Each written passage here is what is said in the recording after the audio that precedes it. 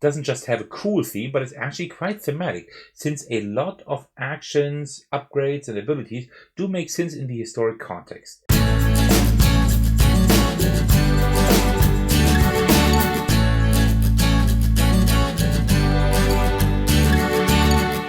Hey everyone, this is Thecos, and today I'm going to bring you my video for Behold Rome, an in-hand Civ builder by Joe Klipfel. This is a solo game that plays in about 60 minutes, and that's about accurate. And whenever I play the game, I would say I'll need around 60 minutes, maybe a little bit more sometimes, but usually around 60 minutes. Joe has asked me if I wanted to cover this because I've been covering quite a few of his games on this channel. I just continue enjoying to cover his games because he has some really solid game designs, especially like the solo, all the solo stuff is like really good, and Behold Rome is no different. So a few disclaimers before we get started with the video. First of all, I've been wanting to bring this game to the channel for a while, but I thought over the last few months, you know what, let me just get better at the game because the learning curve is quite steep, and then I will bring it to you. Well, I have not gotten better the past few months, but I'm going to bring it to you anyway today. It's just not a game I'm really good at, but it's still fun to play. Also, this is a very long and a very complex game. So I will not be doing, as usual, I will not be doing a teach today, right? And also I will not be doing a whole playthrough. I will just do like a demo playthrough, give you a taste of how this game works, just because it is very long. There's so much to explain theoretically. But I will give you a good overview and a good look of how the game plays, right? I will make sure to do that. If you would like to see a teach of the game or even a full playthrough, the designer himself, Joe Klipfel, has uploaded those videos to YouTube where he did it himself. And I would link to those in the description of this video. So make sure you check out those videos and give him a view and a like on his videos, right? I will just do what I'll do best and give you an overview and a good look into how this game actually plays. All right, now with the disclaimers out of the way, grab yourself a cup of tea and let's go. Oh yeah, that's how you start a video. All right, so this is an in-hand Civ builder, so you're really building a small civilization with just 18 cards. With just 18 cards is only semi-correct. This is correct for the regular edition. Joe was so kind to actually provide me with the deluxe edition of the game. So first of all, a huge thanks to Joe for providing me with a physical review copy of this game. So let me just quickly tell you what is the difference between this version and the standard edition, which you can both get on GameCrafter, by the way, right? So the standard edition has like the minimum amount of components you need to play the game, which is these 16 Civ cards here, right? All double-sided and stuff. I will get to like how you play with those a little bit later. Also, you will have a round card in the standard edition and also a nation card right here, right? This is what you would get in the standard edition. Also, this would be a hook box and not a tuck box, right? You probably know those hook boxes, right? I have like shown you videos with those as well. You can find a lot of those on the GameCrafter. The deluxe edition has a few more things. It has, for example, the rival Civ information here on a card. In the standard edition, you also have that, but you have it like on the inside of the tuck box of the hook box you can open, and you don't have like these save cards here, right? They are like cards that help you like save the game mid-game because, as I said, it's quite a long game for such a small package, right? And also you have the age cards because you're playing like 12 rounds, 3 ages, 4 rounds each. If you don't have that, you just have to like memorize like which age you're in. That is also possible, of course, right? But this is like what you get extra in the deluxe edition. So you can like choose whichever you would like more in case you would like to get this game. All right, so let me just show you how to set up the game and then we can actually get started. What you first do is you take all the cards and you sort them so that the star here is on the right. I actually haven't done that after my last game. So you see, I did not prepare the video the way I should, but let me just quickly do that. This goes like really fast, as you can see. And there we almost go. Like most of the cards are actually set to 1. So there we go. Like really quick, you put all of them like with the star like in the top right here, right? And then you just shuffle up the deck like this. Let me put all of that out of the way. Actually, since we have like more room than we actually need here on screen, I can put that right here. So you just shuffle up the hand here. Let me just give them another shuffle and a cut. And then you take the nation card, you put that one to the one with the star, to the monarchy as well. You just put that one in the back, just like this. Then you take the round card and put that one to the back as well, setting the round to 1. So then, if you have the deluxe edition, you also take the age card, rotate that to 1, and put it in the back as well. In the standard edition, you won't have that, right? But it's going to help in the deluxe edition. And then these other cards here in the deluxe edition, you don't need those, right? These are like your save cards. You see the game save card here.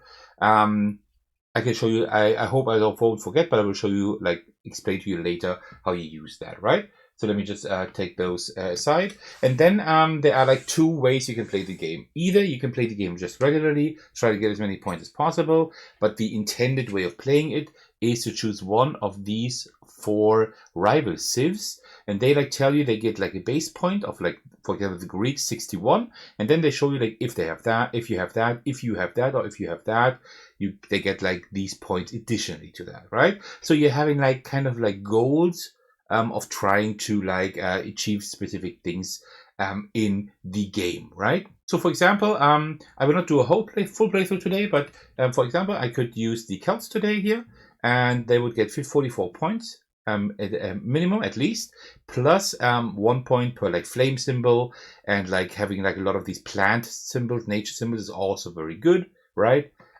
Because like 9 minus how many plant symbols I have times 4, so I can if I can get like 8 or 9, that would be really good. And then also here I want to try to have like specific statuses of my civ depending on what I will get here, right? So yeah, let me just put that aside up here so we kind of know what's happening.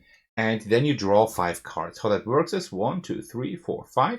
You just draw 5 cards, and just like to show you like how this technically works, right? So you have your deck of cards right here in your left hand. Just hold it however you want to hold it. I usually hold it like this. And then you can't look through the deck, but the 5 cards you drew you have in the right hand. You can always see like the top card of your deck that you can draw, but you're not allowed to look through the deck, except if you want to look at something like your nation status, right? If you want to look, oh, right, I'm still in a monarchy, right? I haven't leveled up to the Republic, Empire, or Theocracy yet. Okay, yeah, sure. Or I'm around age 1, round 1. Okay, yeah, sure. That's good to know. I mean, at the beginning, right? You should know that, but that works. So you have these 5 cards right here. And how you can like work with that is like whenever you want to do something like sort these cards or whatever, you can also like just put them in your left hand like this, like hold them quickly here, so you can like move them around a little bit if you want to, right? So that's how I usually play it. But this game is fully playable in your hand. It will require some gymnastics with your hand, right? Because we will also like be putting some cards like on top and then to the side and whatever. But it's pretty impressive what Joe has done with this with his 18 cards in hand model regarding this civ builder. That is pretty crazy. All right, so and then we start playing the game. I will actually explain a little bit at the beginning. I will explain a little bit while I play it, but mainly what I want to do is just explain to you like just play the game and explain like the most important things to you there. We are trying to upgrade our cards mainly, right? You see they have levels here, like level 1, level 2, level 3, and level 4. We can like upgrade or downgrade cards, right? There's like a system in like many in-hand games. Also Joe has done that in other games as well, such as Dragons of Edgenstone, for example, which I have 2 videos for on this channel. Also very good in-hand adventure game. All right, so and what we're trying to do is we are playing like rounds, and a round always consists of multiple turns. And I just take turns until I reach my nation card, so to speak, and then the next round will be triggered. As you saw here, right? You play over 12 rounds altogether. Not today, but like whenever you play this game. All right, so and during my turn, I can do like specific things. First of all, I have the action phase and then the end of an F turn phase. So in the action phase, I just can play cards to use their actions, right? So for example, this one here would say degrade 2 to develop a card, right? And they're like specific keywords you have to learn. A few of them I will show to you today while I play. Degrade 2, for example, means that you take a card that has not level 1, otherwise you can't degrade 2, right? For example, here I have one in my hand right now. This one is Solar, and that one here, if I use this card, then I degrade 2, that means I degrade 1 to 3, and then I could degrade another card or the same one to 2, like this. Now it's degraded twice. And now I can do whatever it says here, to develop a card. And I think that's actually what I'm going to do in the first round, because that's actually pretty good. Yeah, that is actually pretty good. I think I will do that. So let me just show you how to play a card. When you play a card, there are several things that you will do. First, you decide which card you want to play. So I'm going to put that at the top. I want to play Grain Dole. And that one says degrade 2 to develop a card. All right, that's cool. So that means, and now I pay the costs. So that means I degrade twice to Pompeii, from Sulla to Pompeii, and then to the Senate. That's what I did. Then I discard the played card, which is like the Grain Dole, right? And discarding means that I will put it like in the back here. There will be situations later where I have like where we have like controlled regions here, right? And the controlled regions always need to stay at the back. That means if I then discard this played card, I would put it like in front of the region card, but behind all other cards like this, and just put it in here, right? If that were the case, but that's not what I'm going to do now. And then we resolve the benefits of the played cards, which said upgrade 1.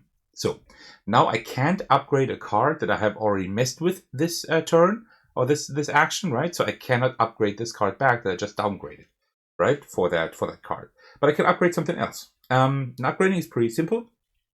Upgrading just means that you see like how I'm manipulating the cards, right? Just holding them in my left hand like this, and I can just put them back and forth however I want to. Just keep in mind to keep this deck here firm in your hand. I will probably not upgrade Hannibal. What is Hannibal doing when I upgrade him? So upgrading would be this.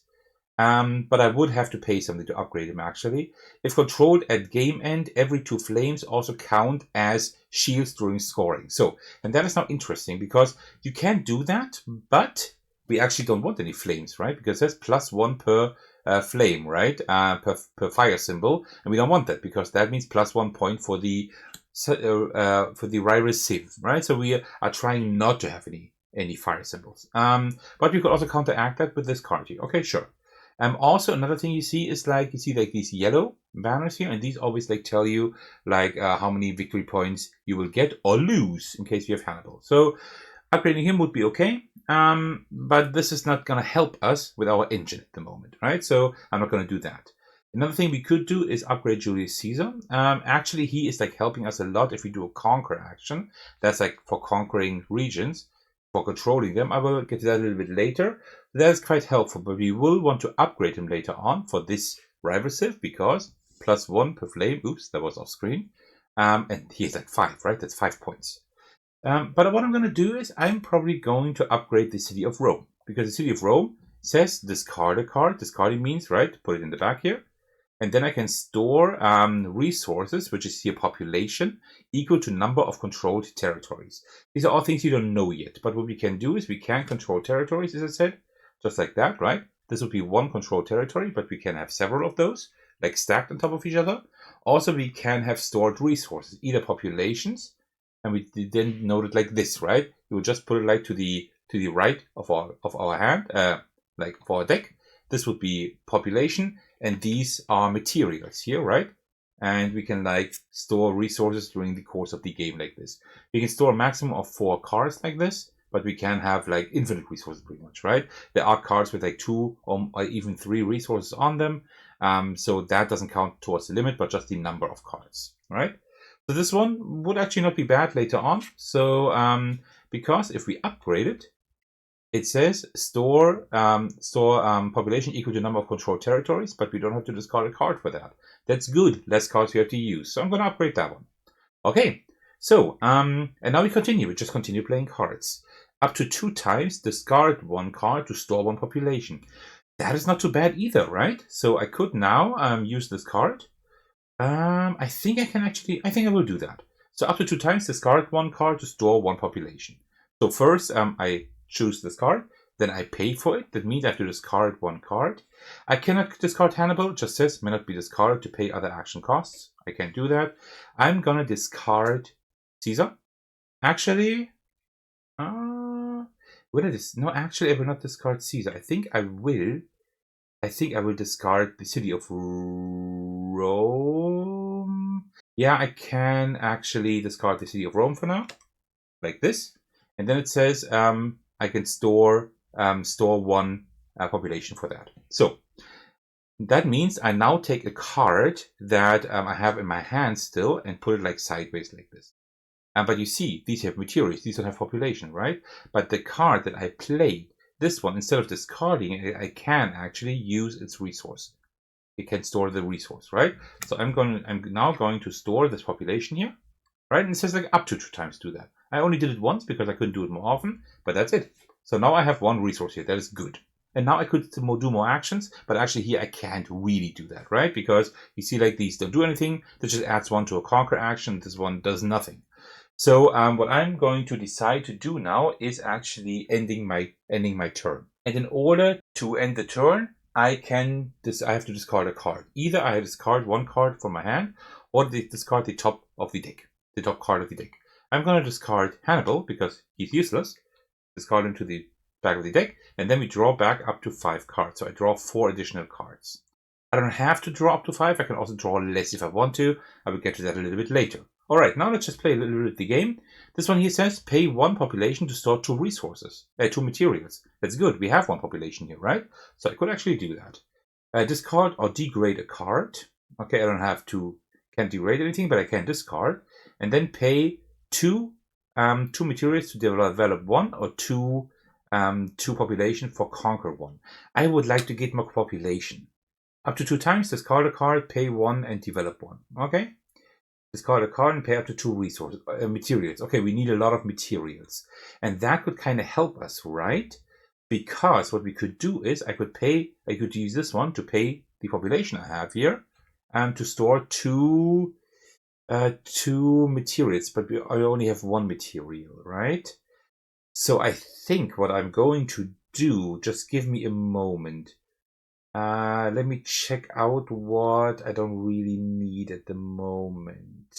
I think I will discard this card here to end my turn. Because that means I can now draw another card like this here, right? And you see, because I saw the top card and I wanted to have like more materials.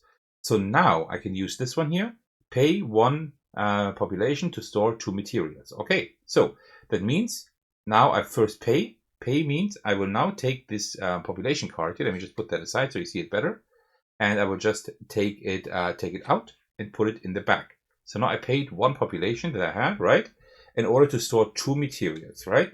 So that means I will just store this one and that one right here. Like this, but I could have also like just kept it in my hand. Because it's an in-hand card game, right? And then that's it. And then I just discard the card that I just played, like this. So you always have to like kind of get like everything back in shape again, right? I'm not really great with like in-hand card games that require you to hold everything in your hand, right? But I think I'm doing okay. All right, so and these I would like to keep here actually. This one says discard or degrade a card and then pay 2 materials which I have to develop 1. And this one says discard a card and pay up to 2, develop 1 for each. So I could actually pay these 2 materials here in order to develop 2 different cards. That's not too bad, but I don't have like a whole lot of cards in my hand, right? So I think what I'm going to do, I'm going to discard this one here. And then I'm going to draw back up to 4 cards, like this. And then I think I want to play this one here. That means I discard 1 card and can develop 2 different cards. That's not too bad. So what do we have here? Oh, grain is nice. I actually like, let's discard a card and store store materials equal to total controlled region wealth. And this is even more. This is not too bad. This one is a nice card because this one, whenever I degrade this one, the level 4, I get 2 materials, right? And also it's like at level 4 at the beginning, so I can actually like easily degrade that one. This one is also quite cool. After storing any population, you may store this card for free, which is just another material. But there are none really good upgradable ones here. That is not too bad. Later on, at least, right? How about Mark Anthony? What is Mark Anthony doing? Pay 1 for conquer 1. Oh, that's not too bad. During scoring, if Julius Caesar is active, gain 4 of these leaves. Okay. If Augustus or Trajan are active, gain 3 fire. So you see they are like different things that like affect each other. I'm going to discard Cleopatra. Then I can pay up to 2. I will pay both here, like this, right? And then I can develop like 2 different cards. Let me put that in the back already. And then I will develop this one for later on. And I will also develop this one for later on. That's not too bad. Here I can discard a card and store materials equal to total controlled region wealth plus 1. That's not too bad. All right. And I think, do I want to keep these cards? Can I do anything? I can't really do anything here because I don't have a controlled region. Here I don't have any population, so I can't do anything here either. And that one doesn't do anything, right? So I think I will just discard something. Let me discard, I don't know which one actually, but let me discard this one here and then draw back up to 5 cards. So now you see, whenever you want to draw like the last card here, you see that here is now my nation card, right? And that means now the round is over. And when the round is over, several things happen. First of all, at the end of the round, we can develop our nation once. It says here develop. That means we can abandon 1 region, which we don't have, and then pay 1 material, which we also don't have. But then we could develop our nation, which means we could just go to a republic, right? But we don't really need to do that at the moment. And then we will just put everything back. So in the back. So I will now put my nation card in the back. Then here I will rotate the round card. We are now in round 2. We are still in age 1. And then we just draw to 5 cards and continue, right? And that is like how 1 round works, right? We played through 1 of 12 rounds, and I'm going to continue to try to like combine cards with one another to upgrade cards to kind of get closer to getting a good score. So let's just continue a little bit more. So let's see here what we can do. We have a few regions here.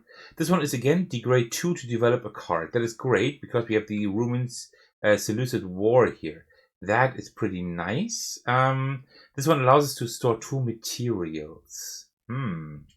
Yeah, but we only have 1 material here. That is kind of bad. That is kind of a little bit bad. I would like to have like more materials, but I can't get them. I cannot really conquer anything here, right? And also I can't really upgrade anything. So I think what I will do, I will discard this one here for now. Draw another card. Here is one that we could upgrade later on. But you know what? I will do that. I will... which one will I discard? City of Rome is pretty good, actually.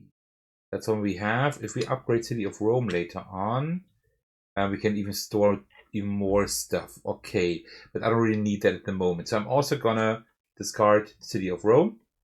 Then I will draw this card here. So and now I will do that, right? Now I will do the Grain Dole. I can degrade 2. I will take the Roman Seleucid War, degrade that twice. And when I degrade it, you see, I can store 2 materials, right? So I will just degrade that down to 2. And then I can store 2 materials, which I have here. So I will just draw these 2 here. And then I can develop a card now. So let me put that in the back. And I will develop... I think I will develop this one here, because later on, Greece... only costs conquer 2 to conquer. I haven't talked about conquering yet, but conquering essentially works at it works like this. There are cards that tell you here, for example, pay 3 population for conquer 2. And conquer 2 then means that I pay 3 population, and conquer 2 then means that I can take a card that has like a 2 on here, right? And put it like in the back like this, and then I have conquered that region. This counts as 1 region with 2 wealth. That's important because some cards say you can do as much of X as you have regions, or you can do as much of X as you have region wealth, right? Region wealth 2 and region is 1. And this one here then says Greece only costs conquer 2 to conquer. That means it gives me a region wealth of 3, but I only need conquer 2 to conquer it. Not too bad. Alrighty, so let me discard this one to draw back up to 5 cards like this. And you see, it works very well in your hand, right? It needs a little bit of practice, and sometimes I have to rearrange the cards a little bit because I'm not perfect at it, but it works actually quite well. All right, so let's just see what else we can do here. Here I can develop even more. That's good. But now I have 2 materials. Can I do anything with that? Pay 1 population to store 2. No. I would like to conquer, but I can only do that with population, not with materials. Discard or degrade a card, then pay 2 to develop. Okay, developing is not too bad. What does the 3 do here? Oh yeah, okay. This one lets us just store stuff. That is like really, really good. But this one here is a very special card because this is a tributary, right? These are special cards that are usually pretty good, as you can see here, right? And these always require us to also first abandon a region. Abandoning a region means if I have a controlled region here, I just take it out, I just like push it into the deck, right? Then it's gone. So that is not bad to have, but we don't have a region, so we can't do that. Okay, let me see what we can do. Actually, there isn't too much at the moment. We can just develop a little bit more. We could do that. Also, well, actually, up to 2 times, discard 1 card, store 1 population. I could do that. I can do that because I definitely want to conquer something. So you know what? Let me see how I can do that. So I will do this card. I need to discard a card. No, wait, that's the wrong one. Here, this one. I cannot discard a card to store 1 population. Let me discard the Cisalpine Gaul to store. I need a conquer card later on, but I don't have it now. So then let me just take this one here, I think. Yeah, let me just put this one here. And then I then discard another card. Then I will discard this one here in order to store 1 more population. And as you know, right, if we store something, we can also use the card that we just used at the action. So now you see I have 4 cards here. Sorry, I'm a little bit crooked here. I have 4 cards here, right? I can't store any more cards, right? So that is all that I can have for now. Okay. So now we can't do anything anymore, but I don't really want to give this up because conquer 2, to conquer that one would be great. So what I'm going to do instead, I'm going to instead discard this card here in order to draw back up to 5 cards like this. So and now you see if I draw to 5 cards, then I see my Civ card here, right? But that's okay. As long as I see it, that's fine. But as long as if I had to draw more cards, then I would have to end the round. Now I'm free to like play how long I want to play until I end the round. And ending the round is just like just ending a turn, right? I would just discard a card to continue. All right, so let's see. Add 1 to a conquer action. I have nothing to conquer here, right? That is really bad because here you see add 1 to a conquer action for Julius Caesar. That's not too bad to have. Here we have this one that I want to conquer. Ignore the discard or degrade cost of a played card. That's also very good. These are all good cards. Discard a card, which I could ignore with that one here, and pay up to 2, developing 1 for each. We could also develop, right? This one we can't develop because we don't have a region we can abandon. I think I would like to actually keep Caesar for now. Discard a card and store materials equal to total controlled wealth. That's all not very good. You know what? Then I will actually do that. I will just discard this card here in order to continue. So what we do now is, right, we put this in the back, we rotate this, we flip this to round 3, we're still in age 1, and then we draw 1 card. So one more thing I want to show you, and then I think I will slowly end my demo playthrough. I think you got like quite an idea of how this game works. But one more thing I want to show you, like whenever I keep drawing cards, as soon as I, let's say because I'm going to end my demo playthrough anyway, let's see I would discard this card here in order to draw the next card. Then you see like these here are now resource cards that I have put here on the right. They are now exposed, right? And that would mean that these would now go back into the deck. Oh no, not this one here, not the lower one, but the upper one would go back into the deck like this, right? And I would lose that resource now. That means you actually do want to use your resources before they are at the top of the deck again, right? That's very important. I would have done that this round, right? But that's also something you have to like work with. All right, so this is like roughly how you play this game. You would continue playing this game until you would go round 4, right? Then you would flip that again to round 5 and do put that to age 2 if you had the deluxe edition. Otherwise, you would have to remember that you're in age 2. And then you would just go through like all of the ages and all of the rounds in order to until you are at the end at round 12, right? And at the end of round 12, you would then go through your entire deck. And then in order to count your points, what you would do is you would first of all look at all the controlled regions you have, right?